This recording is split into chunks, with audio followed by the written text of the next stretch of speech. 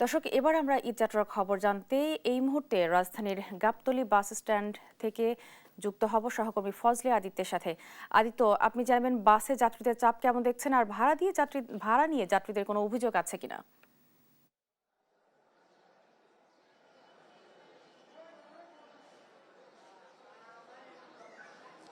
রিপা, আপনি জানেন যে ঈদের বাকি আর মাত্র একদিন, এবং আজকে যেহেতু শেষ সময়ের যে যাত্রীরা রয়েছেন তারা কিন্তু ইতিমধ্যে ঢাকা ত্যাগ করতে শুরু করেছেন, এবং গতকালকে বেশ কিছু মানুষ ঢাকা ছেড়েছেন, যারা বেশিরভাগই গতকালকে ঢাকা ছেড়েছেন, এবং আজকেও কিন্তু লক্ষ্য করে দেখতে পাবেন সকাল থেকে কিন্তু বিভিন্ন অঞ্চলের মানুষ এই গাবতলী রয়েছে, গাবতলী যে টার্মিনাল রয়েছে সেই বাস টার্মিনাল কিন্তু আসা শুরু করেছে।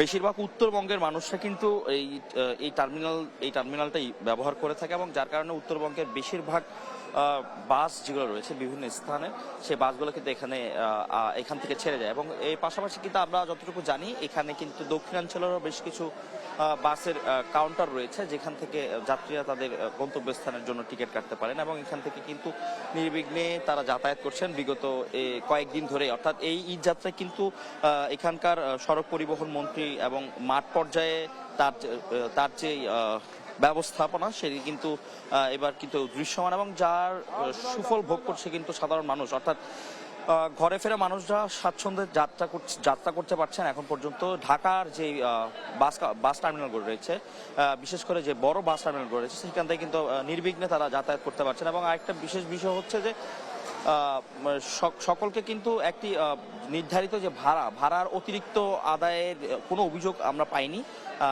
এখনো কিন্তু সেটি বহাল রেখেছে। এবং মন্ত্রী যেটি বলছেন যে ভাড়ার ব্যাপারেও কিন্তু এই নির্দেশনা দেওয়া হয়েছে, যে নির্দেশনার কারণে কিন্তু অনেকে কিন্তু ভাড়া কম রাখছেন অনেক যাত্রীর কাছ থেকে। দূরপাল্লার যে বাসগুলো রয়েছে সেগুলো কিন্তু ঠিক সময়ে সেরে যাচ্ছেন। শুধুমাত্র আমরা যদি হাইওয়ের কথা বলি, হাইওয়েতে কিন্তু অর্থাৎ যখন সেগুলো চন্দ্রা গাজীপুর পার করছেন সেই অঞ্চলগুলোতে কিন্তু একটু জ্যাম পড়ছে, যার কারণে একটু দুর্ভোগের সৃষ্টি হচ্ছে মহাসড়কগুলোতে। কিন্তু টার্মিনালগুলোর ব্যবস্থাপনা কিন্তু খুবই চমৎকার রয়েছে, এবং সকাল থেকে কিন্তু আজকে যেহেতু আর একটা দিন রয়েছে মাত্র ঈদের বাকি, মুসলিমদের যে ঈদের বাকি আর একটি দিন মাত্র রয়েছে, সেখানে শেষ সময়ে যারা বাড়ি যাবেন তারা কিন্তু আজকের দিনটাই কিন্তু বেছে নিয়েছেন। এবং সকাল থেকে আমরা লক্ষ্য করতে পেরেছি যে মানুষের যে পদচারণা এই টার্মিনাল কেন্দ্রিক সেগুলো কিন্তু বাড়তে শুরু করেছে, এবং যা হয়তো বেলা বাড়ার সাথে সাথে আরো দীর্ঘায়িত হতে পারে আমরা ধারণা করছি।